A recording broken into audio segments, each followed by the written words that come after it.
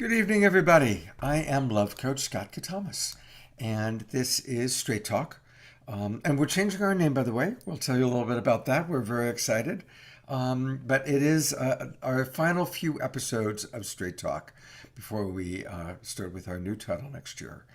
And it's a really important episode tonight because we've got three experts who have dedicated a lot of time to studying anti-aging, our brain, and how we can operate at a really optimal level. I want to welcome, I see a lot of our friends are with us.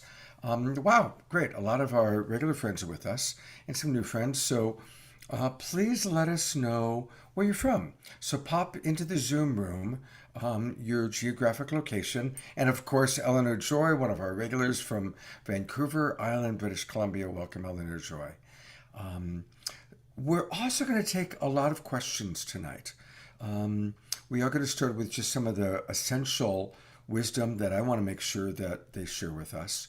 And then we will be taking your questions.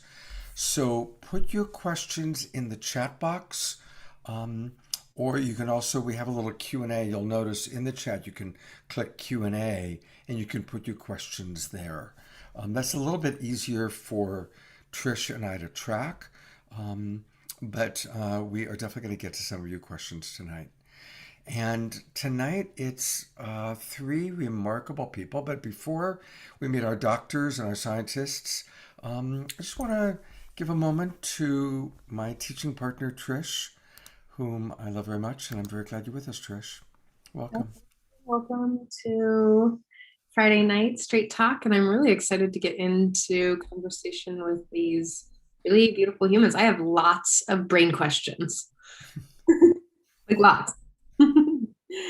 So let's launch into that. Okay, great. So I'm going to put the spotlight on Dr. Heather Sanderson, and she's only going to be able to be with us for the first part of the show, as she has a 3-year-old daughter eagerly awaiting her mother to return. So let me tell you just briefly about Heather. And a lot of you saw her because many of you, of course, watch Saturday Night Alive. She's the founder and medical director of the Solsere Medical Clinic and also the creator of Marama, the first residential care facility for the elderly of its kind. Her passion is letting everyone know, and breathe this in, Alzheimer's is optional. It's not a death sentence. It doesn't have to happen. And she is dedicating her life to helping us understand that. And we're going to, of course, talk about that. Heather is the fortunate recipient of a grant to study 25 participants who are following her clinical approach to dementia, and the results of these are going to be published in 2022, and we're sure once that happens, you're going to have her back on the show, hopefully, to talk about that. Heather, you are doing such wonderful work. I so enjoyed meeting you before. But for anybody who is new, and we do have some new people with us, tell us about the work you're doing, please.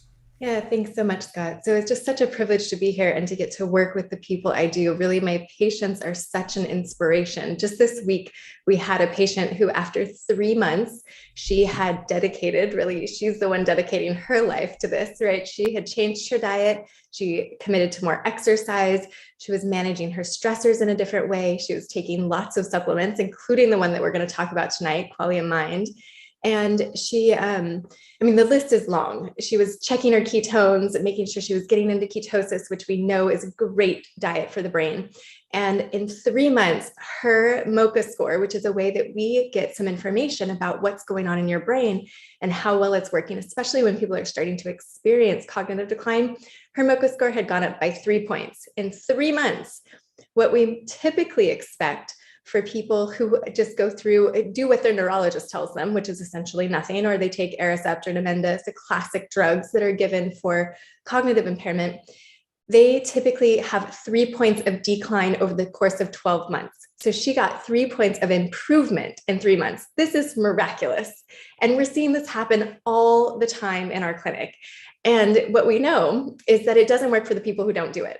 It also doesn't work for the people that don't know it's an option, right? If you don't know that you can change your diet, you can change your lifestyle, you can take some supplements and sometimes some medications, like hormone replacement becomes a big part of this conversation, particularly for women who suffer more with cognitive decline and Alzheimer's. We want to be thinking about potentially replacing hormones as they go through menopause. And when we do all of this, when we take this comprehensive approach, we get pretty consistent results that people get better cognitive function. So when I say that Alzheimer's is optional, I don't mean to make anyone feel bad, right? Like there's a lot of this that we didn't know, that we're still discovering right now, that we're still understanding. However, for people of my generation, people in their 30s, 40s, even 50s, I would say that right now, if you can take action, if you're noticing some sort of cognitive impairment, if you say to yourself, 10 years ago, I would have known that word. I would have been able to come up with that. I wouldn't have been losing my keys or my phone as often. If you're having that sort of experience, that early symptom, then now is the time to reach out to somebody like the doctors in my clinic, or like a doctor that's been trained by Dr. Bredesen, who's been hosted on Scott's shows. Anyone who's trained to do this work can give you very clear and effective guidance in getting your optimal cognitive function back.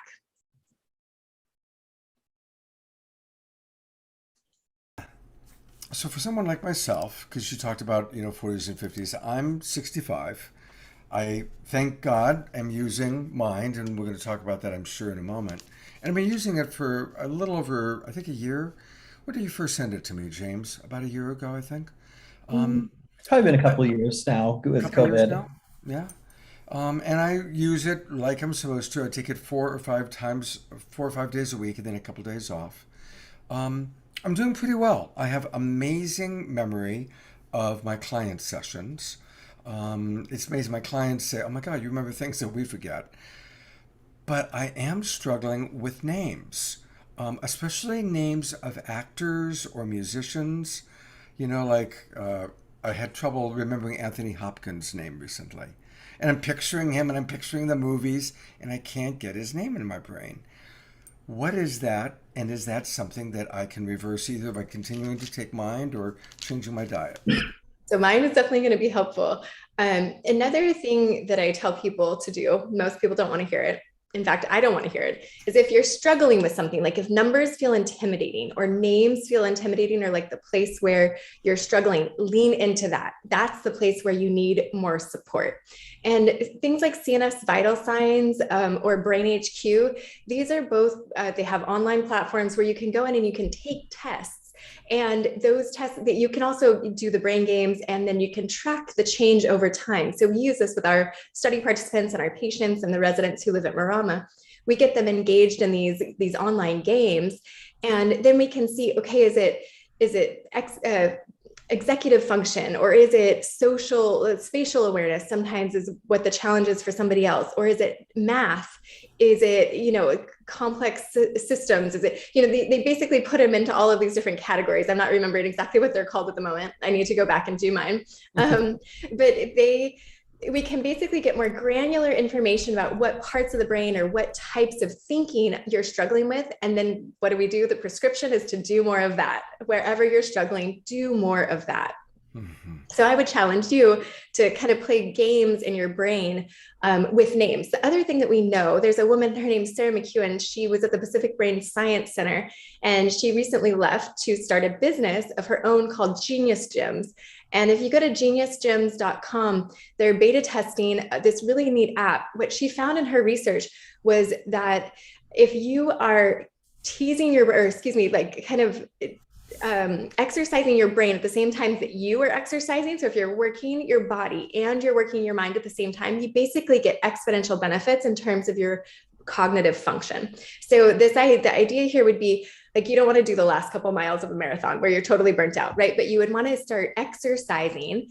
And then while you're exercising and your heart rate's up a little bit, you would have a conversation where somebody was quizzing you about the names of actors and actresses.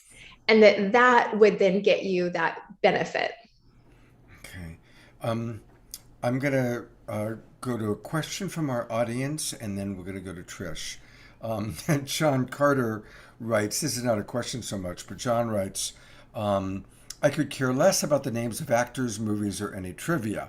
I am concerned about the facts relating to the work I do, and I even forget my grandchildren's names because I'm not in constant contact with them.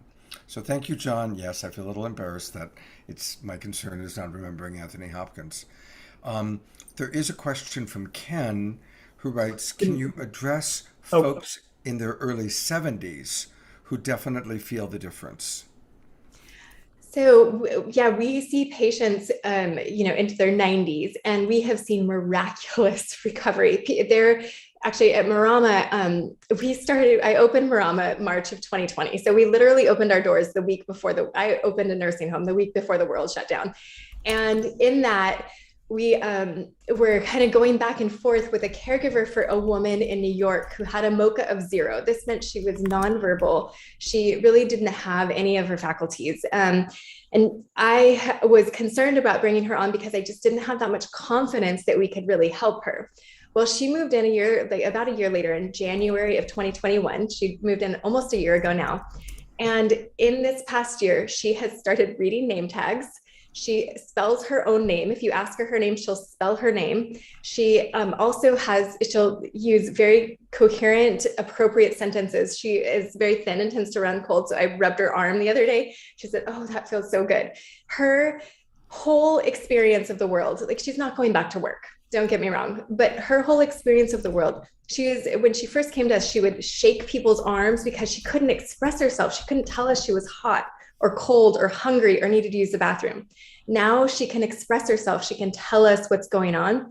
And so we are seeing miracles happen all the time, and we can't guarantee something like that. And as people age, of course, it's a little more challenging. We've accumulated more environmental toxins.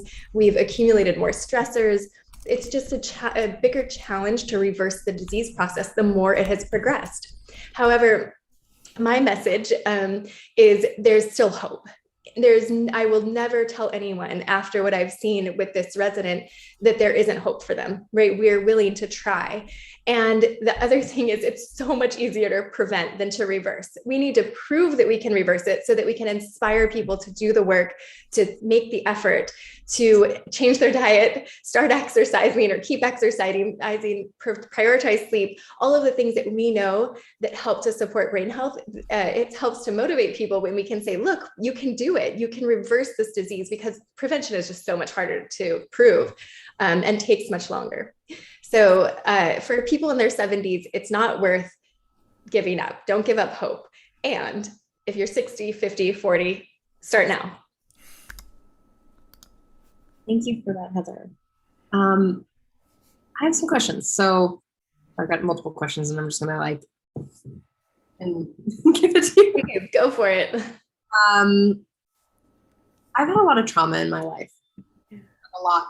And actually, that's the thing that I mostly attribute my memory loss for. I lose, it's not that I miss pieces. There's little things that I can't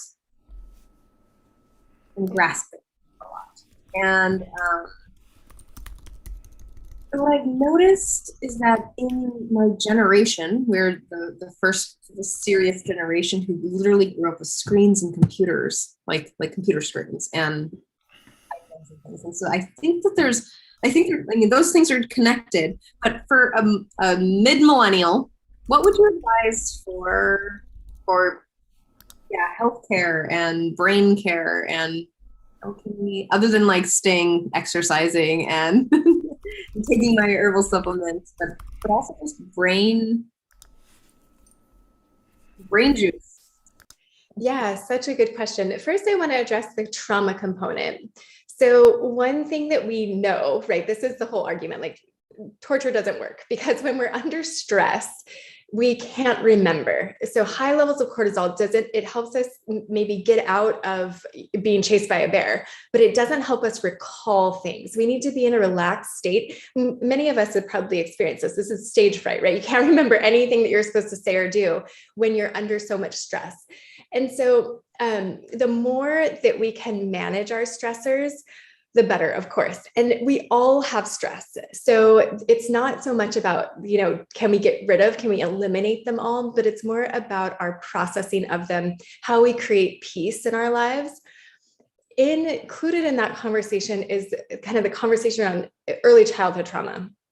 And when there is early childhood trauma, my experience of those patients is that they're much more sensitive. They're more sensitive to environmental exposures like mold or heavy metals or chemical toxins. They're much more sensitive to repeated traumas. They're more likely to create inflammation in the brain if there's, say, a physical head trauma, like a snowboard accident or a car accident or something like that. And so for someone with early childhood trauma, I would recommend that they, work early before that you're noticing physical symptoms. It's so easy for that trauma to turn into physical symptoms that working with someone like Scott or yourself or somebody who helps you to process really in a healthy way, process those traumas so that you're more resilient, not more sensitive, that doing that work early on, I think is very, very beneficial. Then in terms of millennials and what they can do to help protect their brain. We live in a relatively toxic world at this point. So avoiding the toxins that you can, we know that toxins directly impact brain function, cognitive function. And so avoiding things like genetically modified foods that are sprayed with Roundup, avoiding heavy metals and fish, especially that is full of mercury. So the ahi, like tuna, swordfish, shark, of course, all have very high levels of mercury, and either having those measured with a doctor or just avoiding them. Avoiding chemical toxins like bleaches and the parabens and things that are in cosmetics and cleaning products and in the home, plastics. As much as possible, drinking out of glass versus drinking out of plastic, drinking and eating, also not heating things in plastic or styrofoam. Those kinds of small decisions that you can make every day to eliminate plastic from your life means it's not going to be ingested by you and then not going to affect your toxic burden, your overall toxic burden. There's so many directions to go here. There's so many lifestyle kind of foundational pieces. So the exercise is so important, right? This is blood flow. It also helps so much from a mental health perspective. One of the things that we know about dementia is that depression is sort of a precursor for dementia. So if you have depression in your 30s, 40s, 50s, 60s, you're more likely to end up with dementia later on. We also know that sleep, not prioritizing sleep, being sleep deprived in your 30s, 40s, and 50s can predispose you for dementia. So a lot of those just foundational life things around prioritizing sleep, exercise, good food, that is essential. If you're not doing those things, I wouldn't worry about spending a bunch of money on tests or supplements or all the other stuff. I love that. I thank you for sharing the piece about depression being like a key precursor. Is that what you said? Yeah, basically the memory center of the brain, the hippocampus, and the emotional center of the brain, the amygdala, both of them, there's so much overlap.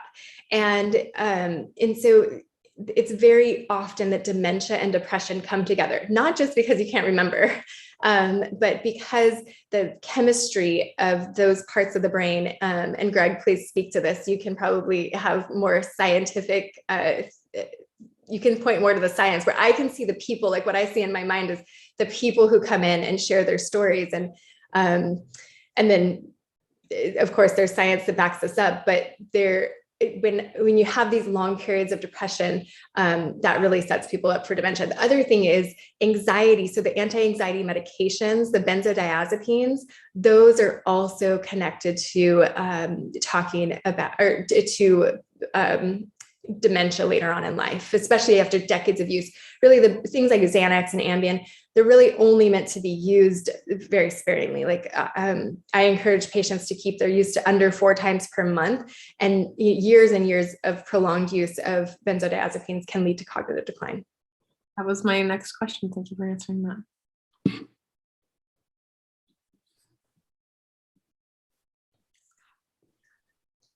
I'm going to come in for a moment then here. And by the way, everybody, we will be hearing from Dr. Greg Kelly and James Schmachtenberger, but we only have Heather for a few more minutes, so that's where we're focusing with her and her amazing information. Heather, somebody asked, what do you mean by leaning in? When we were talking about not remembering names, what do you mean by leaning in? Do more of it. So, I mean, I think what typically happens is if people are, say, don't feel as good about math or names, what they'll do is they'll start creating these coping strategies, right? They'll have their partner do the math, they'll have their partner do the taxes, they'll have their partner figure out how much they owe on this or that. And they start doing workarounds, or they're just like, all right, somebody charged me wrong, I'm not gonna deal with that, right? And or names, right? You just don't say them, you say hi instead of hi Scott, right? You just find these workarounds. And instead of doing that, what I would recommend, that's where I said lean in, do more of it. So make the mistakes, make the errors, but challenge your brain to remember. Some people will start making lists for the grocery store. I recommend don't do it. Make yourself remember, try to remember. And this is part of what Trish was mentioning. You know, when we all have a cell phone in our pocket, we have a calculator, we have our list, we have everything right there. Challenge yourself to remember people's phone numbers. Challenge yourself to remember that list. And even if you maybe make it, don't look at it when you're in the grocery store until the very end. Really make your brain work. It's like you're doing bicep curls for your brain whenever you do that. That is great advice. Thank you. That's really, really good.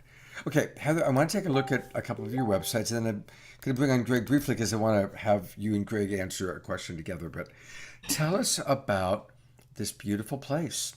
Oh, thank you. Yeah, so Sarah is my clinic that is in San Diego. We're in North County, San Diego, and Encinitas. And there are three doctors here who are trained by Dr. Bredesen in his RECODE approach to reversing Alzheimer's.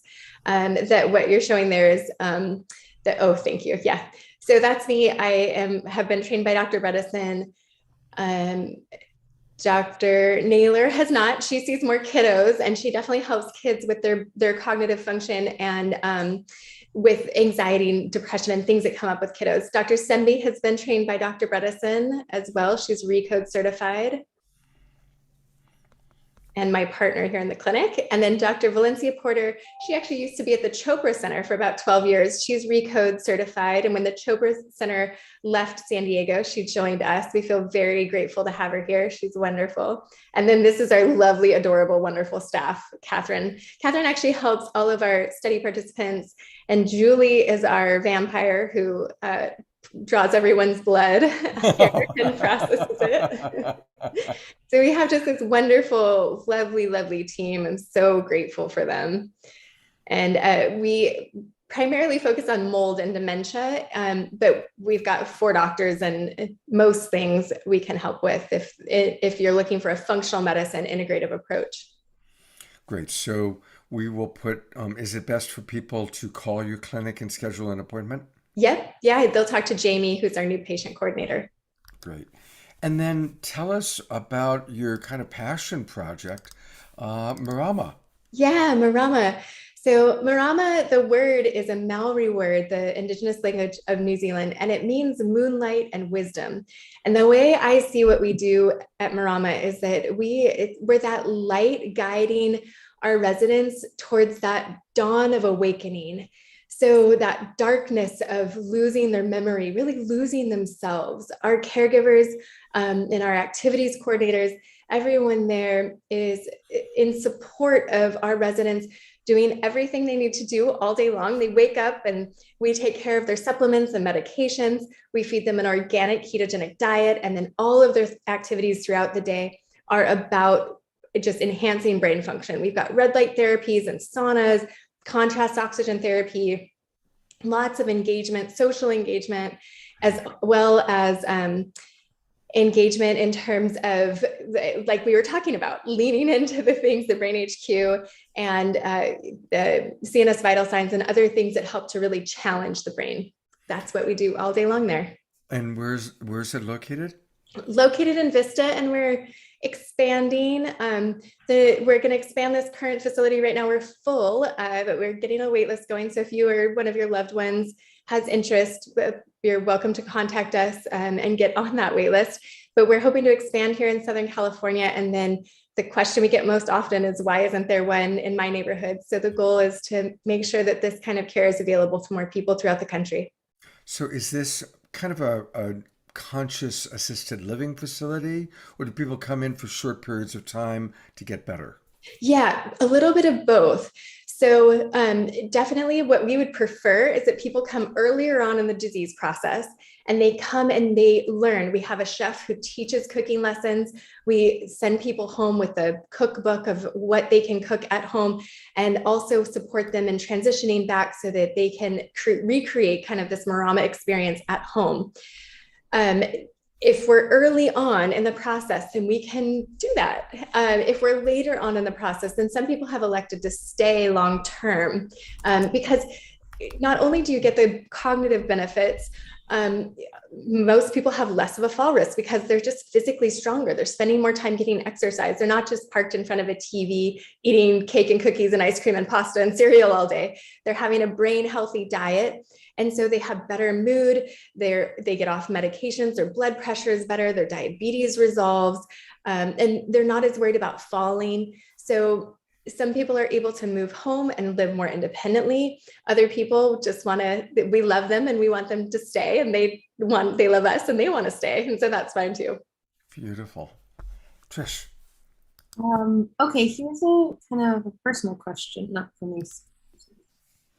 I know a person whose father has temporal lobe epilepsy, and he has this really interesting form of memory loss, of amnesia, that he has, like, after, like, at the point of the epileptic seizure, he has no recollection, and he spent years doing, like, exercise and studying and doing these things. Like, he would flashcard his life so that he knew the people around him.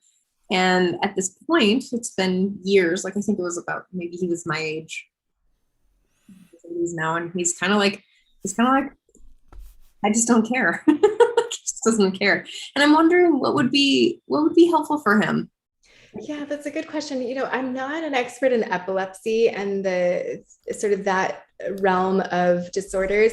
I have, however, seen patients who have epileptic seizures, and late stage Alzheimer's actually sometimes that's a manifestation of very late stage Alzheimer's.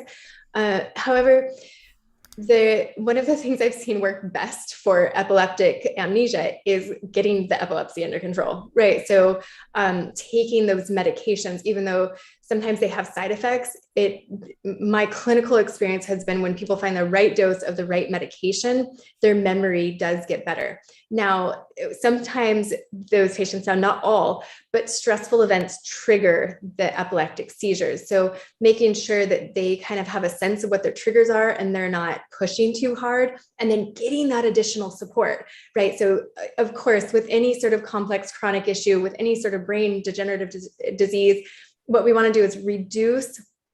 Really, the goal is that every cell in the body works more optimally and works better. So we want to reduce the toxic burden, increase the nutrients, make sure there's plenty of robust building blocks so that our patients can be, creating the neurotransmitters and having the fats that the brain is made up of and have all the signaling hormones. If we don't have the building blocks of that, then we start to be depleted and deficient. If we have too many stressors, then we don't have the capacity to respond whenever there's a little bit more asked of the system. So regardless of what the diagnosis is, that's always like the general goal is balance, right? Do we have enough of the things we need and not too much of the things that are hurting us? You're also talking about changing the entire system as well, like the system that we live in. Like, who gets to who out there who watching is able to prioritize sleep? I know I am, because I've created my world the way that I've created it, where I don't start working until a certain time. But that it's a whole system that's literally impressing stress on you in so many different ways, right? Sleep and work and family and obligation, understand. Yeah. Yep.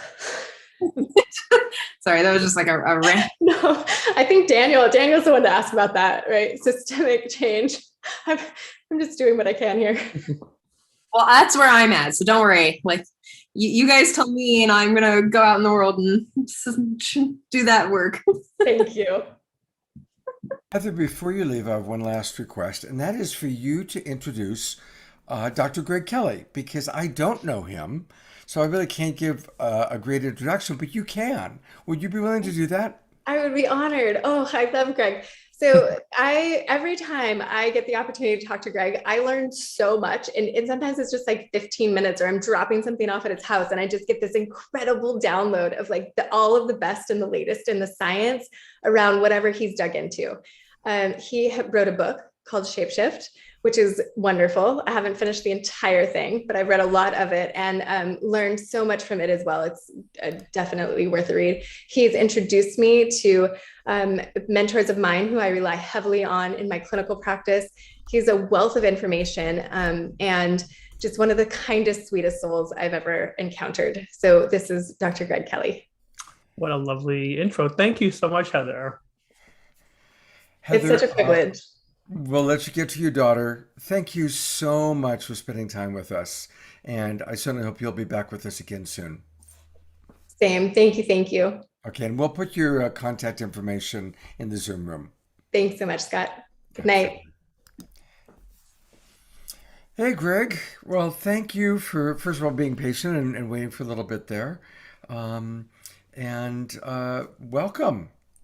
Well, thank you for having me tonight, Scott and Trish. Well, now she mentioned your book, and so I quickly scrambled and I found it. So I guess let's just go there. Tell us a little bit about Shapeshift. Okay, so I don't want to eat up a lot of time on this, but I was an officer in the Navy for most of my 20s, and I was in pretty good shape, cared about exercise and eating. So I got on both ships I was on, put in charge of the people that struggled to meet the Navy's weight standards and exercise standards. And then when I got out of the Navy, became a naturopath, I also saw people that struggled with weight. And late 90s, I won't name names, but this fairly influential figure in functional medicine decided to kind of criticize every diet book over a course of a week on his blog. And he started it with basically saying, if you're not happy with your weight, it's simple: eat less and exercise more. And it was, I've never struggled with my weight. Was one of those naturally fidgety, really thin kids. But it's just not that simple. I mean, anyone that's worked or struggled with weight would know that, right? Like that conventional wisdom just doesn't work. So my book kind of was inspired by that, just feeling like, people that struggle with weight get given so much bad advice and so much conventional wisdom that's flat out wrong. So my book was really inspired by that. So it goes into things like sleep and stress and toxins and all these other things that have a monumental impact on how much body fat our body chooses to defend, because that's what it boils down to. I think like the analogy would be the Christmas Carol character Scrooge. Mm-hmm. So, he cared about money. So think of our fat cells as they care about fat. And in the Scrooge's case, what do you think would have happened if someone said, "Oh, you have more than enough money, we're just going to take some"? Do you think Scrooge would be okay with that? Probably not. Right. If anything, repeatedly doing that is going to make him probably think, gee, I actually don't even have enough money. I better do everything I can to get even more. Right. And so that's kind of what dieting does.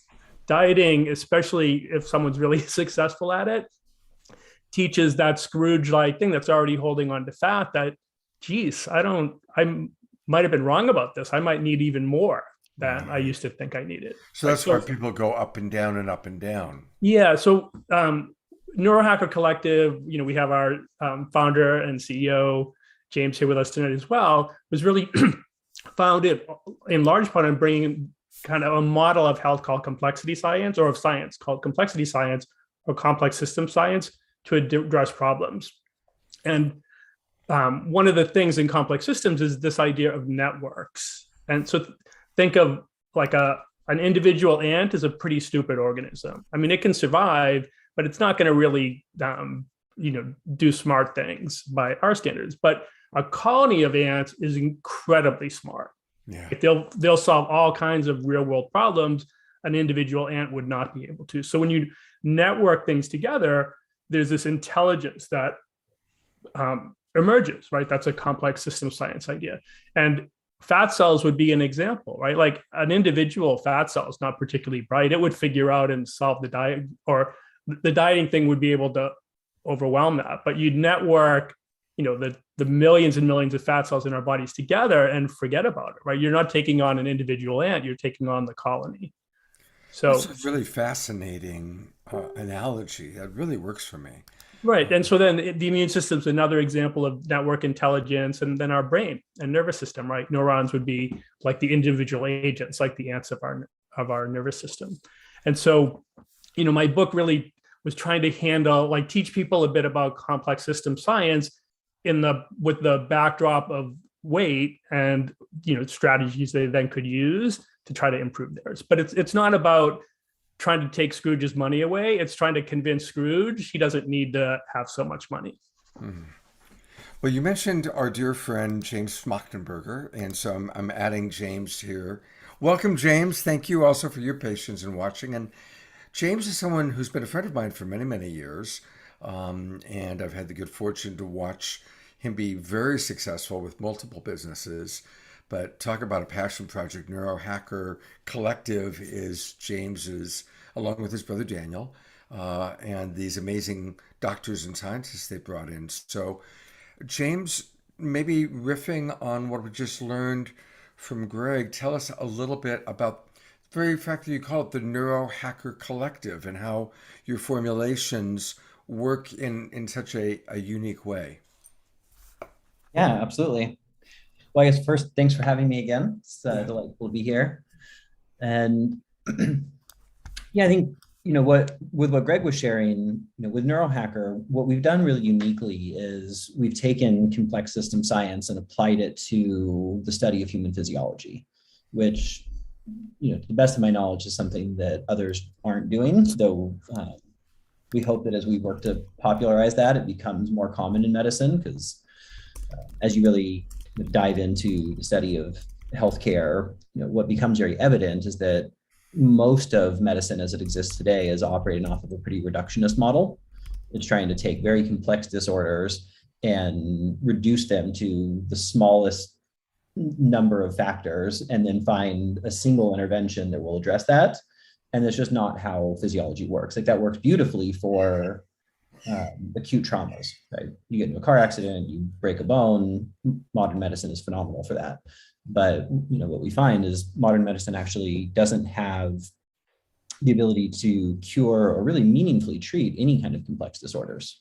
So like autoimmune disorders, cancers, neurodegenerative things, because it's just operating off of the wrong scientific model. In order to be able to address complex topics, whether it's for supporting disease or more what our focus is, which is enhancing human capacity, you have to be able to take a much more complex approach and be able to understand an entirety of a system and how all the different parts of that system interface with each other and how those parts interface with different systems, and not try to just move one or two particular biomarkers, but actually work to support the entire system being more functional and being able to essentially come into homeostasis and then increase resilience once you're already in a homeostatic state. Beautiful. So I'm going to bring Greg back on for a second. So explain to me, because I started using this because you told me it's good stuff and I trust you, right? So I've been using it now for a year or two. And what is true, the feedback I get is people don't know how at age 65 I do as much as I do. I don't drink coffee. I rarely have caffeinated anything. And I basically have 2 full-time jobs. My Love Coach Academy, Love Coach Scott job, and then now hosting 3 online shows every weekend, which I've been doing since the pandemic began, which is around the same time I started on Mind. So what am I putting in my body every day?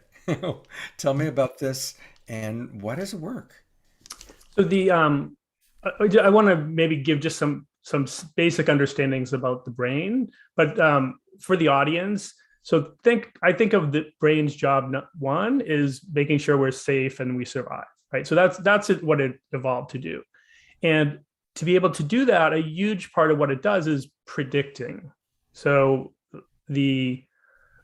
what really gets the brain's attention is when something that it predicted, something else occurs, right? So a pattern disrupt. Right. Something otherwise, like think of the like we all have this notion that we're seeing the world as it really is, but that's not what's happening, right? Like our eyes are taking in photons of light energy, and then our brain is making sense of those. And it's making sense of those based on what it expects to be there. Right. And I don't know if you remember the viral video from years and years ago about the kids dribbling a basketball, and you were told to count how many passes they made. Like when I did that, then it said, okay, now did you see the man in the gorilla suit? Right, there's a man in a red suit running through the basketball court. Right. That's like my brain actually did what it was supposed to do. Right. It was told what to predict, and it was paying attention to something to do something. And the other thing, it's called inattentional blindness, I think would be the word. But anyways, so we don't ever perceive what's in the world around us, where the brain's doing its best to make predictions. But to make predictions and do all this job at a most foundational level requires resources. So choline, to make the acetylcholine molecules we need to create plasticity. So like one of the things, going back to one of your original questions for Heather, when I was like, oh, wait, I have something, is memory is a huge part. So acetylcholine, in a simple sense for the audience, think of that as the brain releases that as a cue saying, hey, something's really important, right? And then a huge part of what the brain does is then pair that with relevance, like this idea that, it's important in the moment, but it's important enough to put resources into. So a story about memory and names. I was a rush chairman back in my wilder days in university days. And during that semester, it was part of my job to meet a lot of freshmen and ideally remember their names. So I rocked at names because my brain fundamentally understood this is really important and put the resources into it. And where now I could meet a new person, shake their hand, say their name, 5 minutes later, like, what was their name?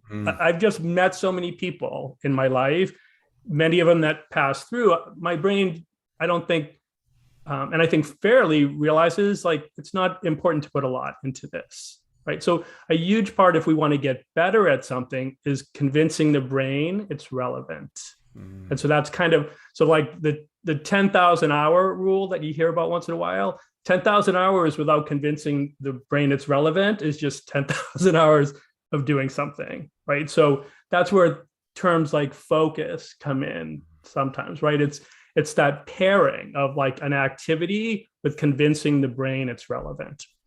And a big part of the what you held up in the bottle is, I would think in its basic sense, resources that the brain will need more of to, hey, neuroplasticity, acetylcholine, this is important, to have the motivation to even get started on things, to have the nutritional support to create that focus, right? So that we can pair the doing with the relevance. So what we see over and over in our customers, and even in our personal lives, is that people that take the Quality Mind product invariably say like, wow, I've done way better in my job performance. I've got promoted, or, I'm doing better in school. Or one of the things I noticed personally when I was first taking it, I was commuting about a 30-minute drive at the end of the day from my home, south of where the office was at that point. And I'm not a commuter. I'm much more of a walker and bicycler by nature, right? So I would, I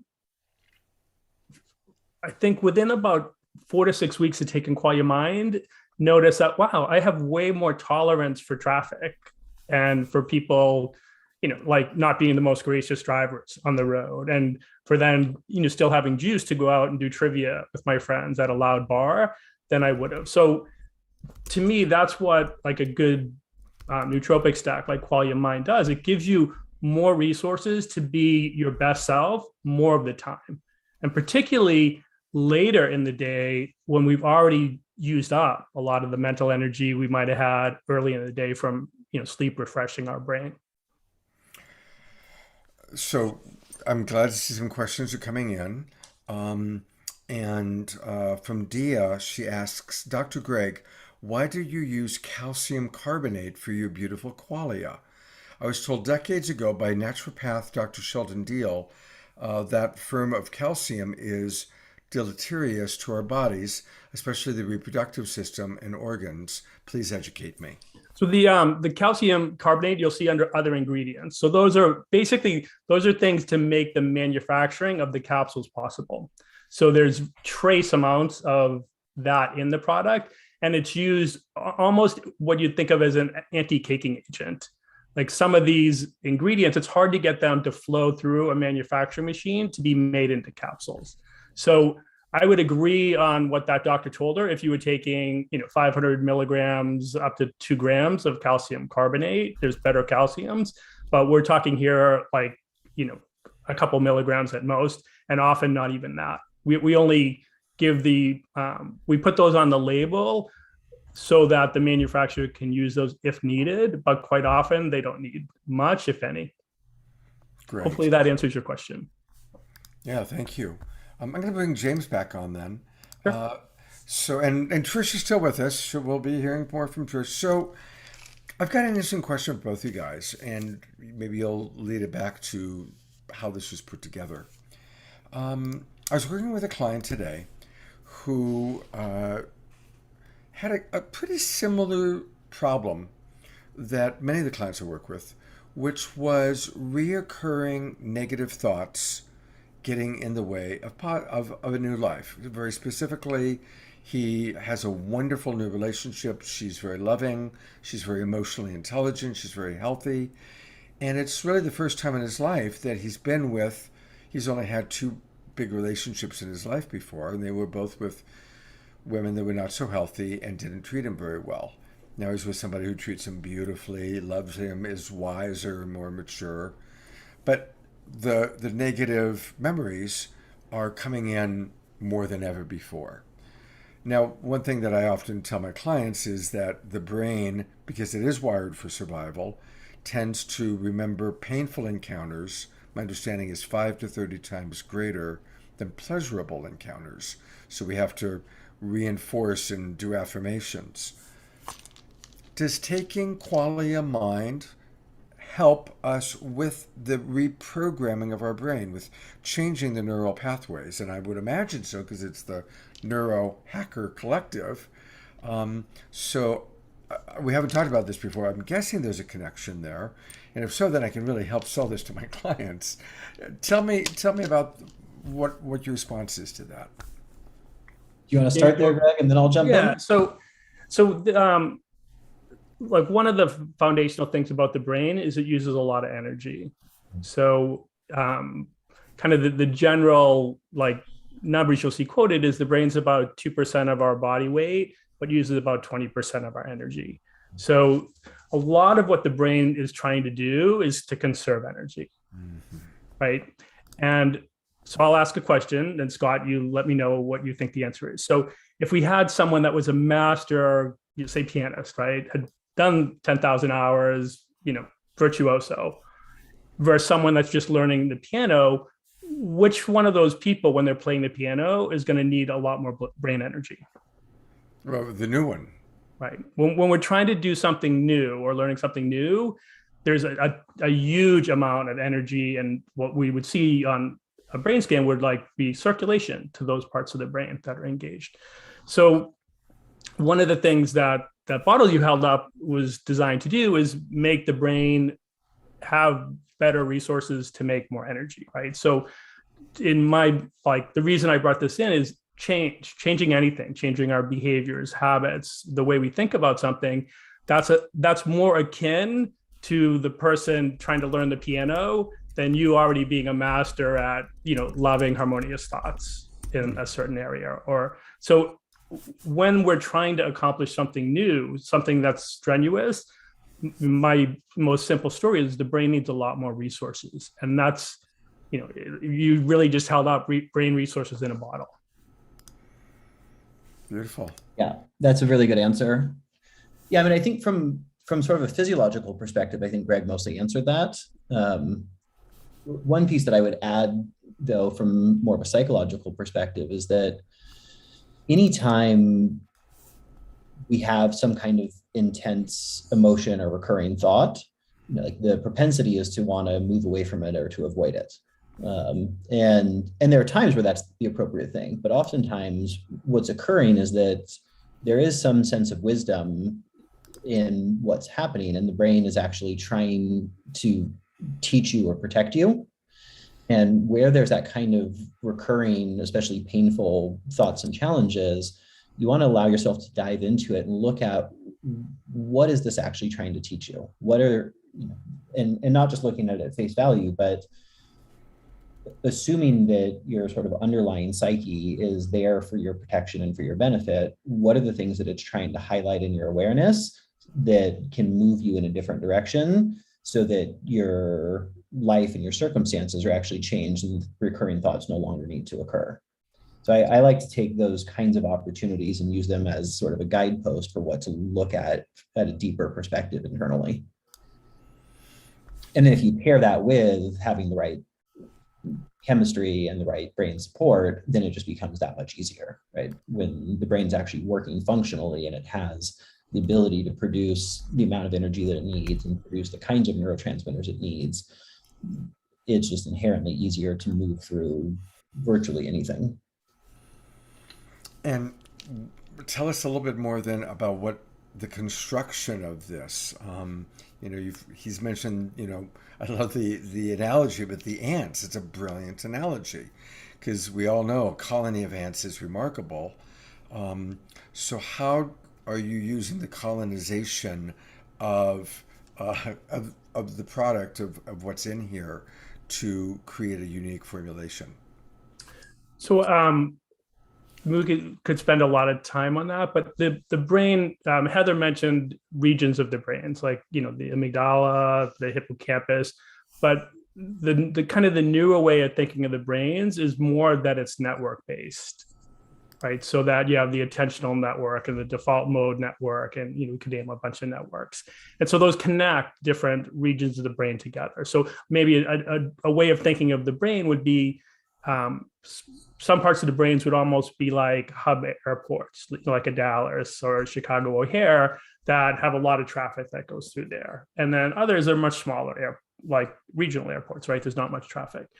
But one of the things that then ties, a lot of the activity through these networks together, especially when it comes to what I would think of as thinking, right? Attention, focus, executive function, memory, would be the combo of acetylcholine and dopamine, those neurotransmitters. Like one of them, as I mentioned, is basically the flag, hey, this is important. And then dopamine kind of encodes relevance through reward, right? So that combination. And so really what we did was do a lot of understanding of those pathways, and then doing things to support them. Again, this would be more of an analogy. So the acetylcholine pathway is almost like a big circular loop. And there's different forms of choline that enter in, or you would see in that loop. And so what we did is we give a couple different sources of choline so that the loop will flow, if that makes sense. And then we'll add herbs, because what helps traffic flow are enzymes in cascades. So we'll give then herbs like salastris, which is in mind. It's an Ayurvedic herb that it would translate as intellect tree, the common name for it, that helps with two of the herbs in that acetylcholine loop, and then using and recycling acetylcholine. So there's 28 ingredients, but they're in there in large part to do a couple different things. Support that acetylcholine pathway, the dopamine pathway, do enough to create what we would call arousal, right? So like alertness, because without alertness, you can't kind of get to these higher level things. And then quite a bit in there to support the membrane health, because the brain's mostly fat, right? So things that support those fatty structures, because that's where the receptors that pay attention to these neurotransmitter molecules are embedded. And then the last part is mitochondria, the parts, the organisms in our cells that are a network. So within any given cell, there's hundreds to sometimes thousands of mitochondria. So, and there are another form of network intelligence. And there's some people that believe somehow, the mitochondria in this cell are communicating with remote mitochondria networks all through our body. And that maybe light or some, form of energy transfer we don't even understand is how that communication happens. So another then piece of the puzzle in qualia mind is mitochondrial support. So those would be the main areas that we really dove in heavy on and tried to solve for. Wow. Trish. So my best friend works at a hospital, and she's seeing a lot of long COVID patients. And I don't know if you guys have enough time to have studied this because it's so new. And but there's this like an aspect of brain fog and cognitive dysfunction that comes along with, or can come along with COVID. And I'm wondering if you can speak to just maybe if mind can help that, like the cognitive functioning again, or if you guys have studied that or know any.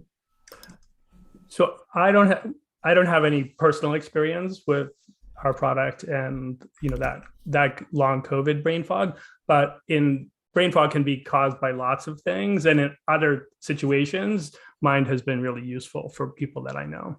So what I would say, and Heather mentioned this, that we all tend to have weaker muscles when it comes to certain skills our brain is good at. So I tend to think of myself as having an above average memory, but maybe, some of my social cognition skills could have been better, type of thing, right?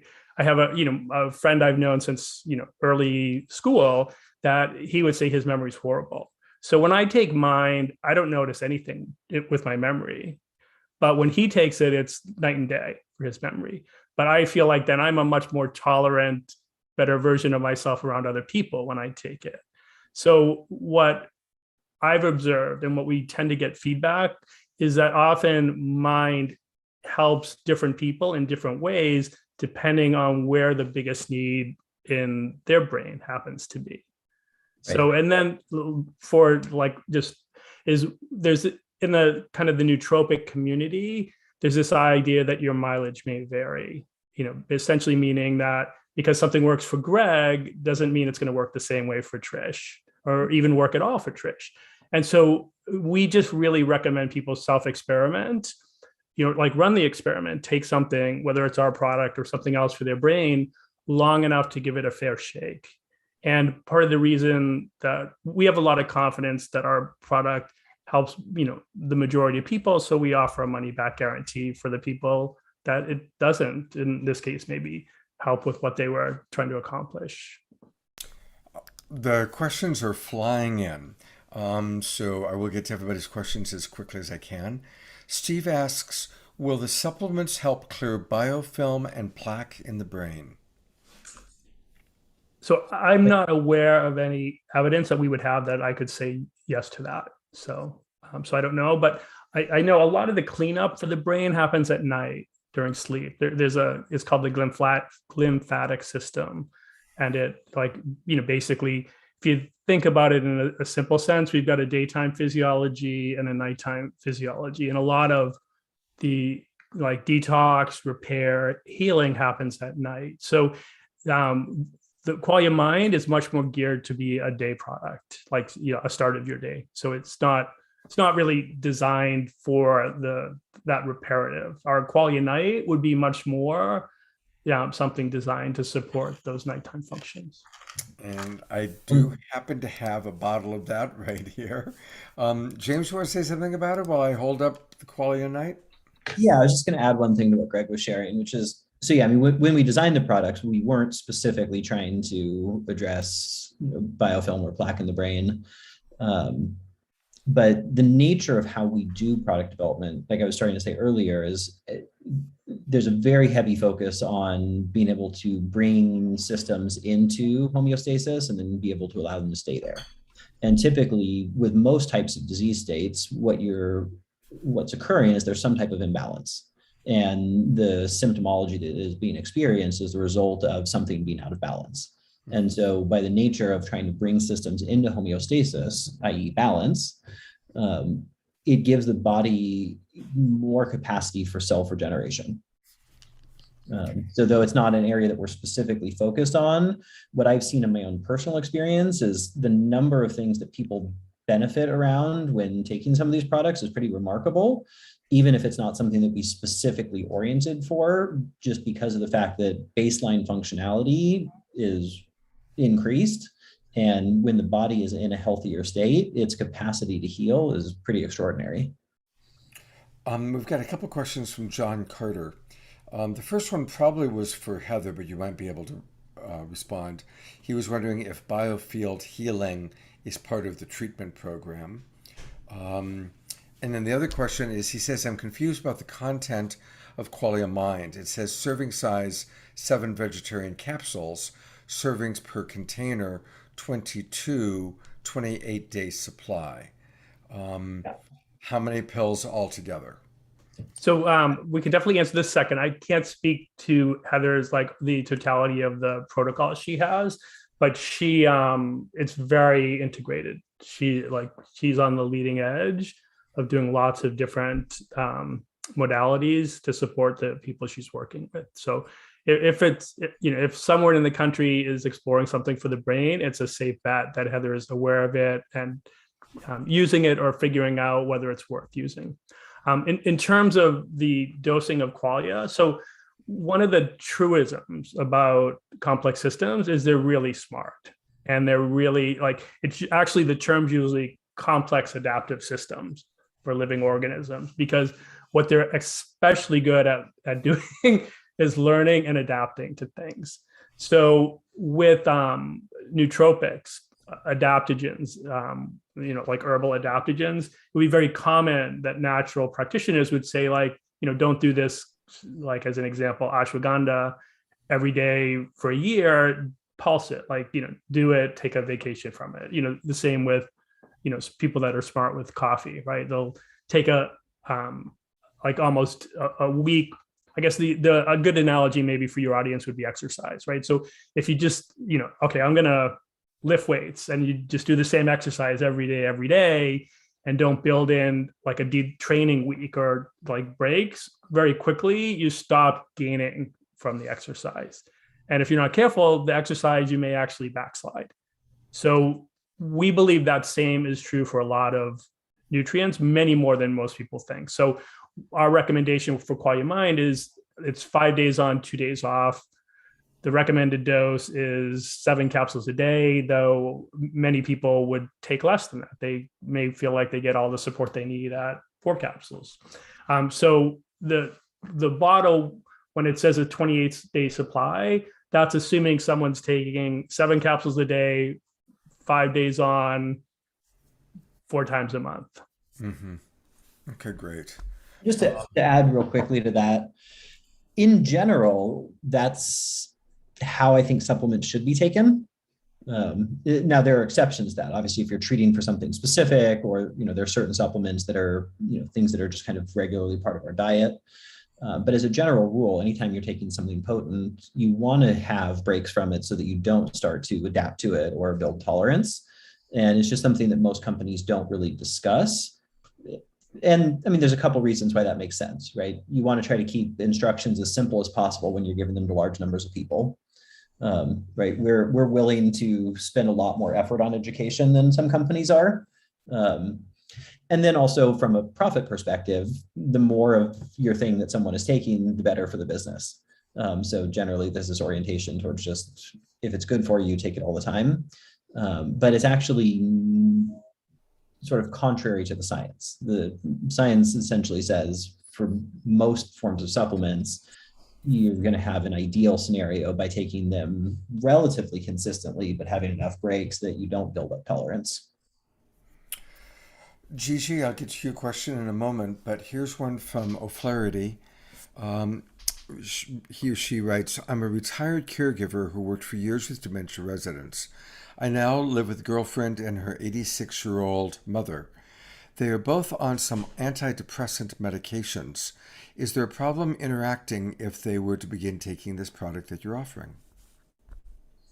So we, in general, we don't do a lot with.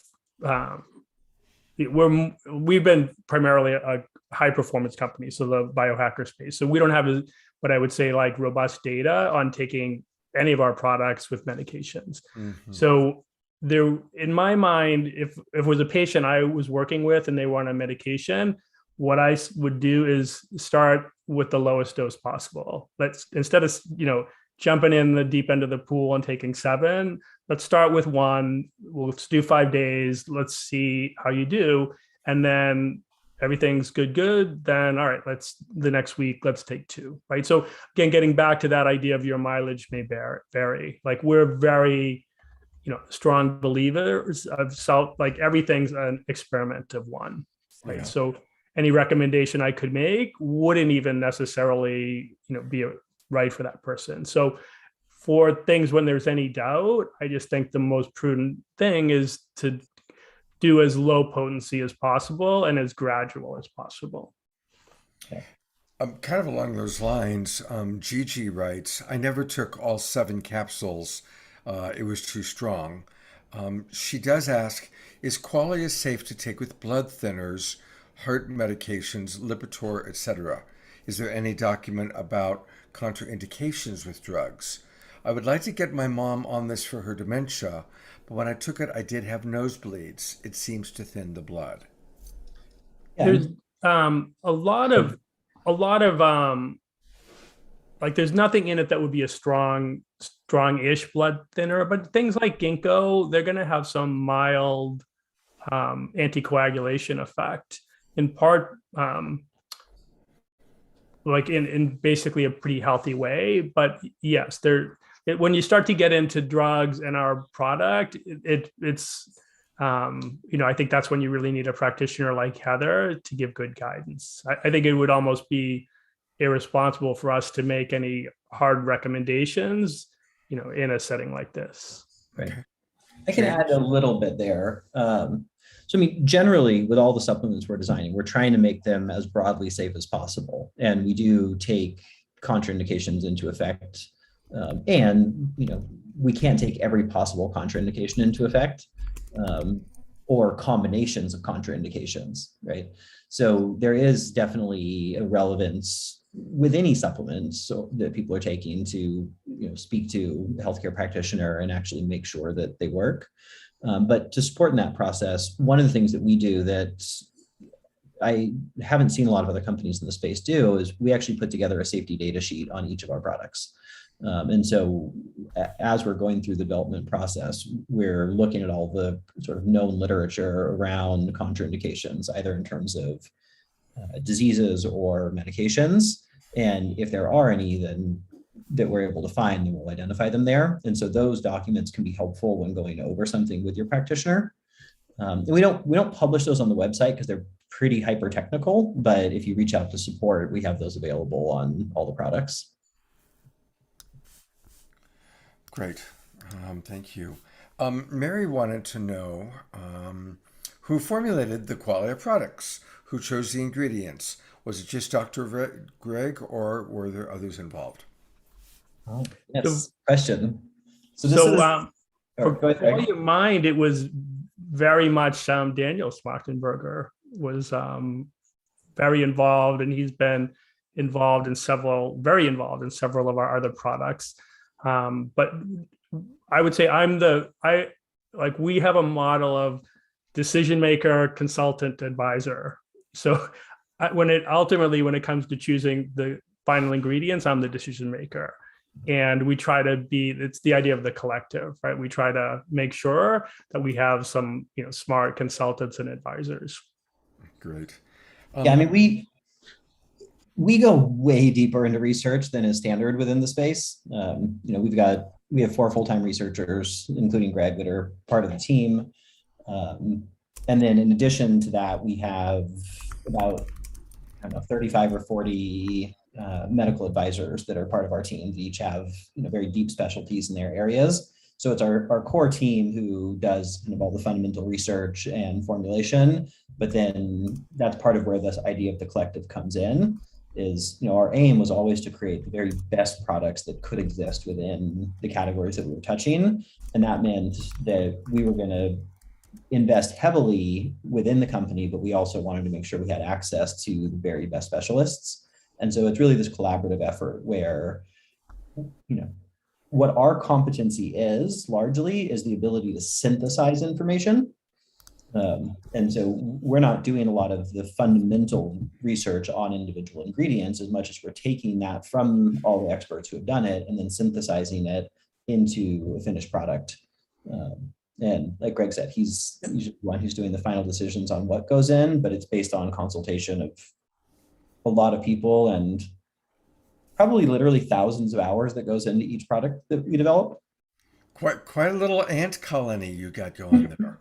Well, it's it's that idea, we is smarter than me, right? So there's been times where I'll have done a lot of the work, but then talk with Daniel Smartenberger, and he's like, well, what about these ingredients? Have you thought about them? Or so there's always other smart people that can contribute. So like we're developing a stress product right now, and we're fairly far along, but we have a call scheduled Monday morning with Dan Stickler is his name. He's a really famous functional medical doctor, brilliant guy, because he wants to, be able to make some suggestions and contributions. So, that's kind of how we go through the process. Beautiful. And then I think the last thing that makes us unique is once we kind of said, okay, we're going to do this stress formula, before we would ever give it to you, Scott, or sell it to people in the real world, we make enough to do a small study,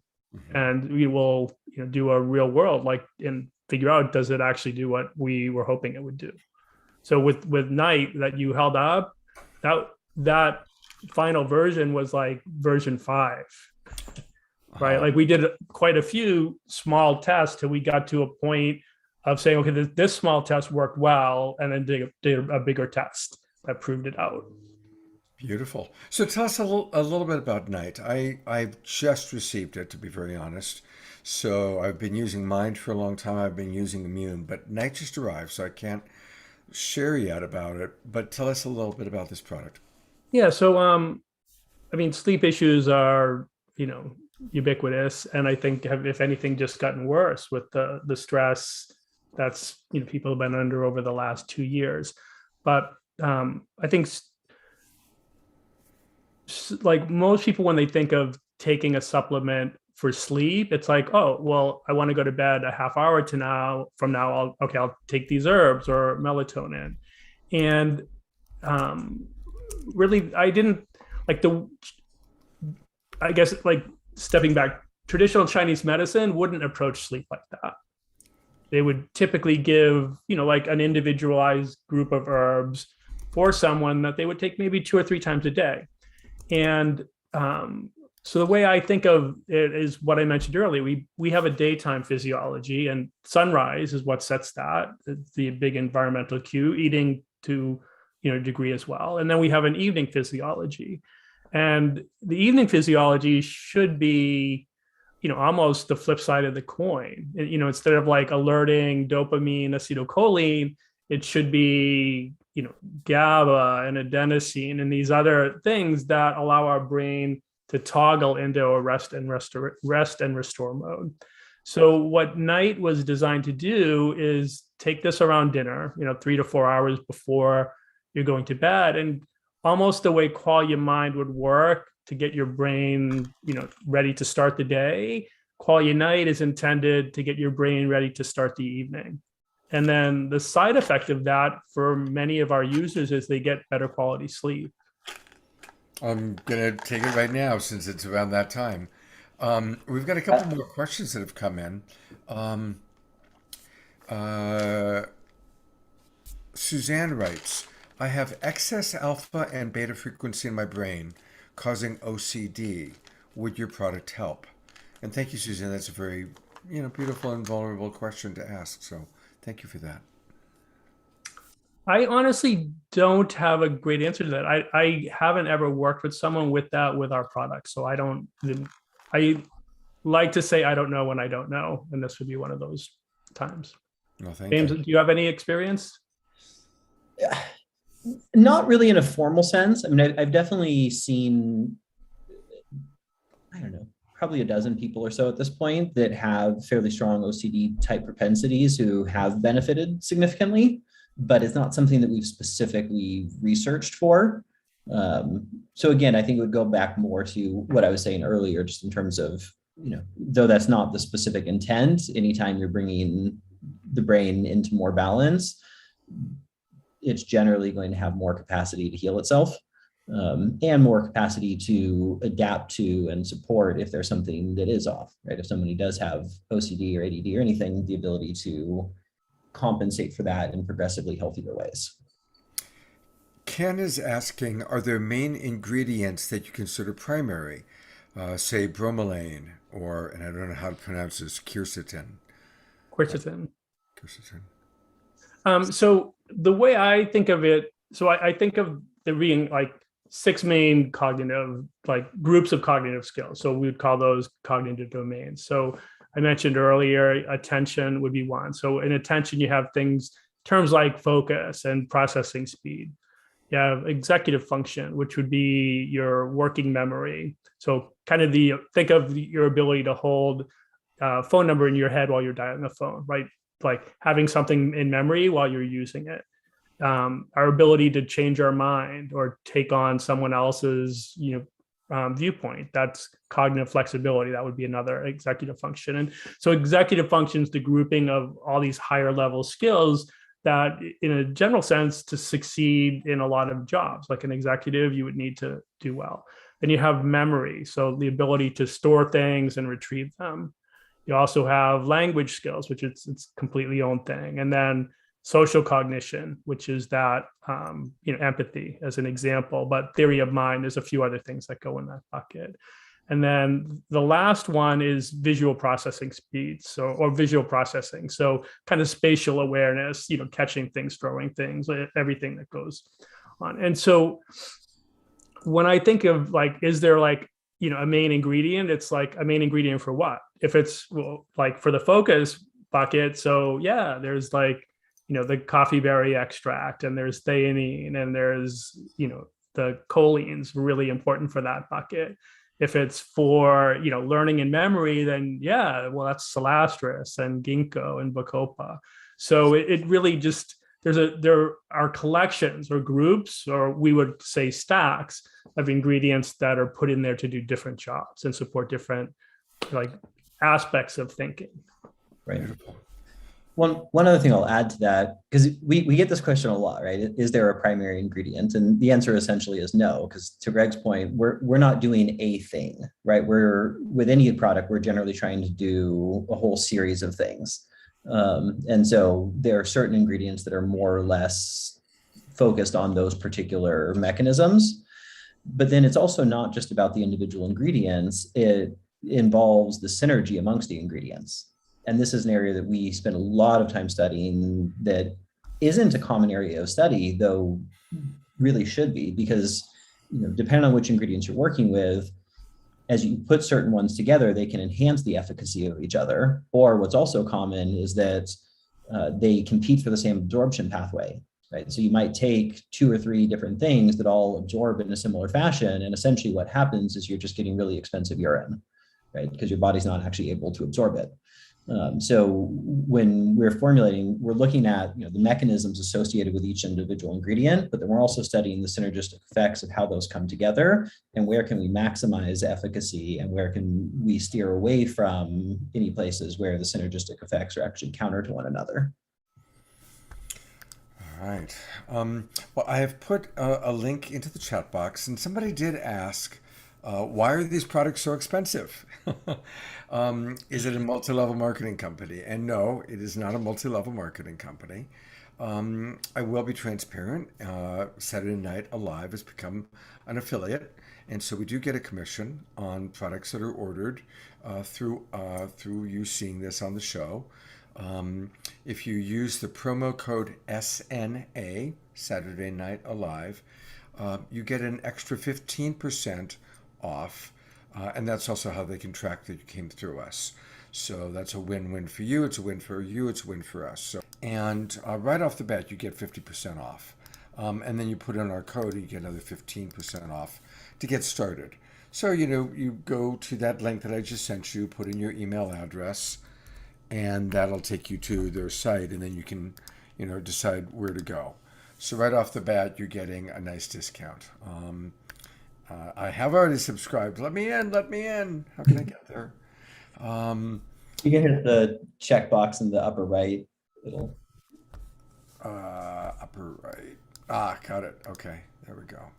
So this takes you in. Now, we've talked a lot about mind, but we haven't talked about life. So tell us a little bit about life, since that's, I know, a signature product for you. Yeah. Well, I guess before we do that, I'm happy to answer the question on price, because I think it is a relevant one. Right. And I know it's probably on a lot of people's minds, because without question, our products are more than standard. And there's a few key reasons for this. For one, like if you look at our ingredient label and you compare it to most everything else that's out there, one of the things you'll notice is we have a lot more ingredients. Right? This complex approach we take, where we're trying to address many different mechanisms and pathways simultaneously, inherently sort of calls for a larger number of ingredients. And then when we're choosing an ingredient, we're actually using full therapeutic dosages, and that is often not that common. In like a 1 or 2 ingredient supplement, that's often the case. But when you do see ones that are more complex, what you'll actually see is they're often only using like 10 to 20% of what that ingredient was historically studied around. So though the ingredient has been shown to be effective for X, it was effective at 10 times the dose that you're getting. So we're using a large number of ingredients, and we're using full therapeutic doses. It's also why our capsule count is higher. And that all ties into higher efficacy. But when you actually take a step back and you really look at it, what a lot of our customers have found is it actually either doesn't cost them more and sometimes cost them less when they start taking our products, because it often replaces many other things that they're taking. So because of the comprehensive nature of how we're doing formulation, there's often many things included that are likely found in other things. So a lot of times people, like if they start taking Mind, are able to cut out like a B complex that they're taking, or multivitamins they're taking, or often even certain kinds of like multi-minerals. And so when you start to account for those things, you actually find that it's significantly less. Because what I will say is, like within this sort of supplement industry, we have lower margins than is standard. So though our prices are higher, it's not that we're actually just making more money. We're trying to provide a different level of quality, and we're willing to do that at a lower margin, because the primary focus here was improving quality of life, not maximizing the bottom line. But it kind of goes to that age-old adage, like you get what you pay for, right? There is a qualitative difference, and to actually do that just inherently costs more money. I want to say for a minute, because I've known James and his brother Daniel, who started this company for well over 10 years. And they are genuinely 2 men who are dedicated to changing the planet and raising consciousness. And it shows up in all aspects of their lives. I know them very well personally. I've watched them professionally. I know their relationships. And they're the real deal. They're both really, really, really good guys. And you can probably tell by who they attract, Heather and Greg. And I do know that they've never been about money.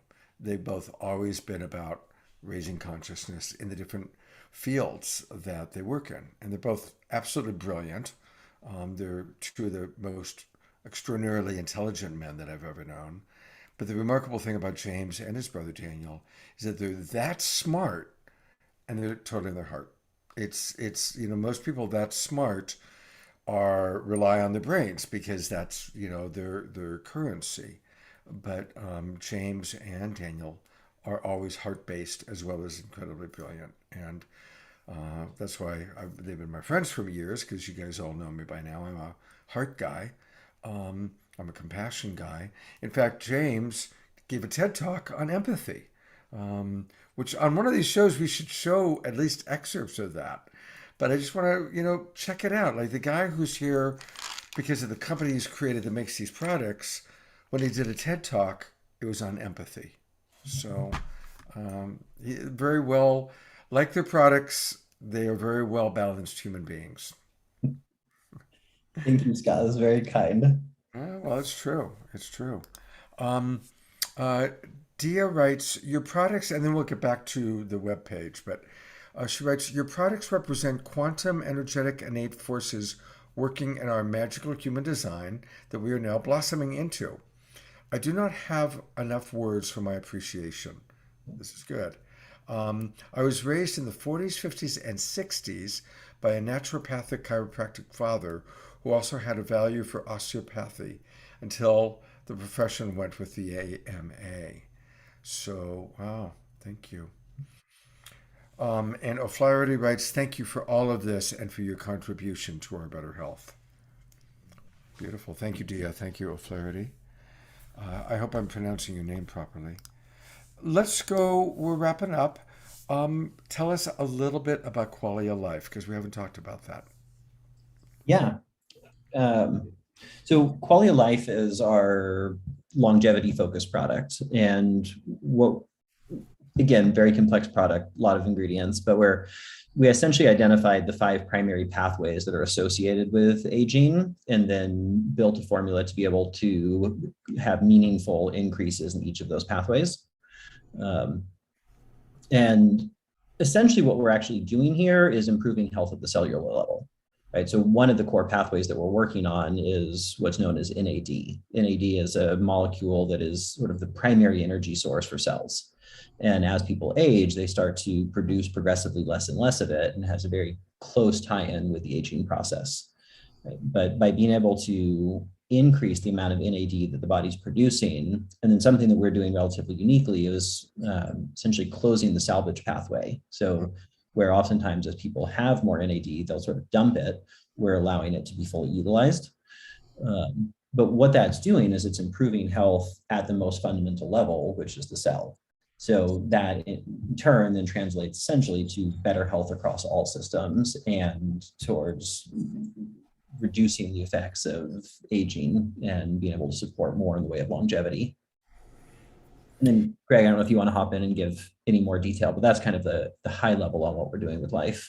Yeah, so I think, as you said, like very much this is a cellular energy product, and a huge amount of the energy our cells make are made in these mitochondria that we talked about earlier, right? So this is like, I almost would think of this as exercise for mitochondria. It's really meant to give things that challenge them in ways that would make them decide, hey, I need to be able to do more work. So you grow a more like powerful mitochondrial network in your cells. And when mitochondria work better, health shows up in a lot of different areas. So where mine was very brain focused and does have a mitochondrial element, this was meant to be more global, to really help cells make energy all throughout the body. So super cool product. I did 2 studies on it after we launched it, in addition to what we did before it. And that NAD that James mentioned, it did a robust job at increasing that. We also had a device in our office called Age Meter that measures about 10 different biomarkers that worsen with age. And one of the things that we saw fairly consistently, so I think it was in 10 out of the 14 people, is that one of the things you lose with hearing is your ability to hear high frequency tones. And it's generally assumed like once it's gone, you don't get it back. And over the course of those 2 months, people, like I said, I think it was 10 out of 14 people could hear higher frequency tones than they did at baseline. So beautiful. Which again, like you don't really think of it, but it's, like little hairs almost in our ear that pick up these frequencies, and it's mitochondria that are making those hairs be able to do work and then transduce that, right? So mitochondria eventually come into the story almost everywhere you would go in health. I'm going to put the spotlight for a second on our beloved Trish, who has been patient and actually has dinner plans that are she's already late for. But thank you, Trish, for being with us. To all three of you. I know that one's now missing, but thank you for bringing your wisdom and your kindness and your love and your commitment to loving other people. Like, this doesn't just, you don't just do this work and put time and energy and money and research into doing something for yourself, right? So thank you for putting that love into the world. Oh, thank you. And yeah, thank you for having us. This was a lot of fun and always a delight to get to share things that hopefully have the ability to help improve quality of life. That's really why we built the company and what everyone there is quite devoted to. Mm. And I want to remind everybody that Trish has a wonderful show she does every Thursday morning. It's the Self Love Show. It's Thursday mornings at 10 o'clock. And you can catch it live on Facebook, or go to the Facebook page, The Self Love Show with Trish and her partner Dawn. And it is a wonderful, wonderful show. We're going to go back just briefly. I want to go back to the Shop Qualia page.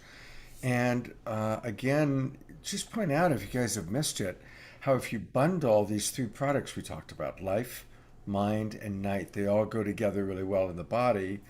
And you can save $200 on your first order. And probably more than that, actually, I guess, if you add the 15%, that so it's even more than that.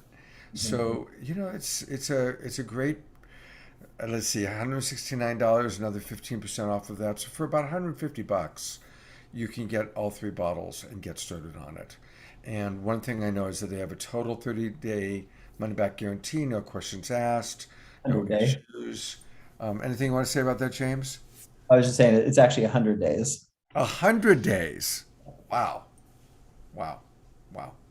So, your belief in the products is just so obvious and so clear.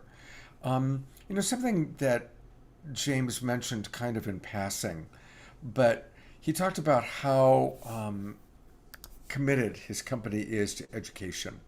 And so if you do go to neurohacker.com, there's a lot of other programs like this, podcasts that Dr. Heather does, that Dr. Greg Kelly does.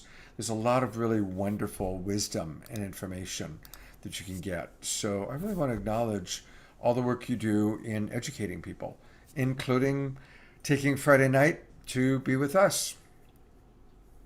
Thank you. Yeah, no, and I appreciate you mentioning the podcast. It's for people who are, wanting to dive deeper into the study of health, definitely a great resource. We've had, phenomenal people, Deepak Chopra, Bruce Lipton, etc.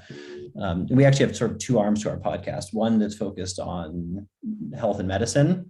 And then about a year or so ago, we launched another one that's more focused on sort of the future of civilization and how do you design healthier civilizations and healthier ways for humans to engage. So both areas are ones that we try to dive deeply into and provide as much education around as we can. Well, I just got the ultimate compliment. Chi writes, "You're looking great, Scott. Since you've been taking these supplements, it shows." So that's like my 65-year-old ego is very happy to read that. Well, I want to thank you guys. I do want to let people know about upcoming Global Peace Tribe events. Tomorrow night, of course, is Saturday Night Alive, our flagship show. And, once every quarter, we collaborate with Teresa Collins and the Global Coherence Pulse. And tomorrow night is that show.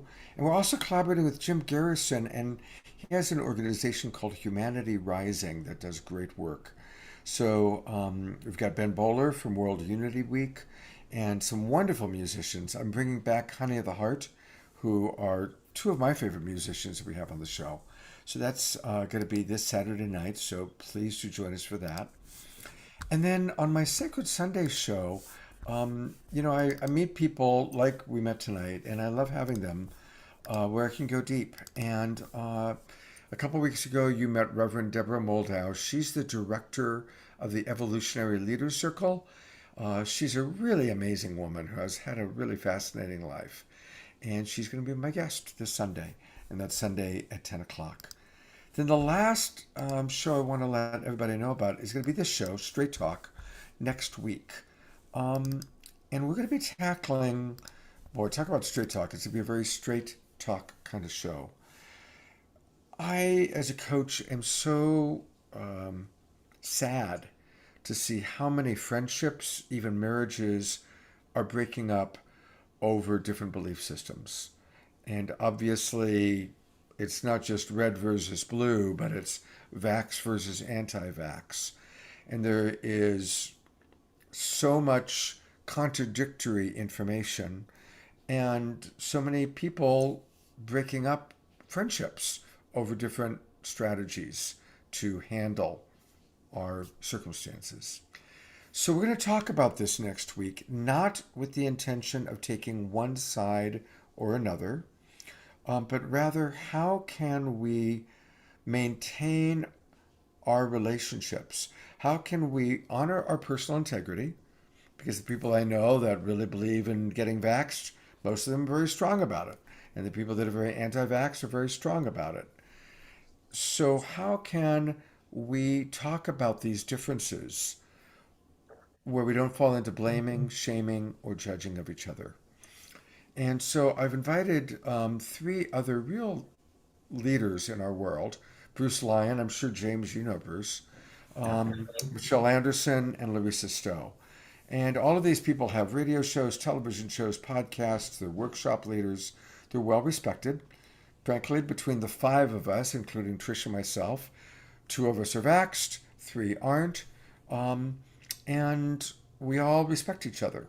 And we're going to talk about how we can stay true to ourselves, help educate each other, and remain open-minded. So that's going to be next week's show. And it's going to be dynamic and very important. So I encourage all of you to please join us for that. All right.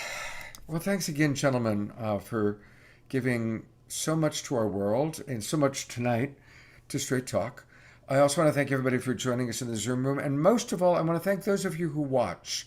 You know, the statistics show that actually 90% of the people who watch the show watch the replay, either on Facebook or in our YouTube channel. So if you're watching the replay, I want to let you know that you can still get that free order. You can still get the discount.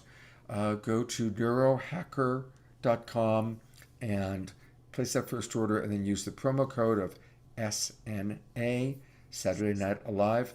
And that's an ongoing code.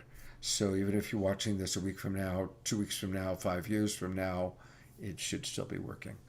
So, Greg, James, thank you so much. Have a beautiful weekend, gentlemen. Thank you so much. You're welcome. Thank you.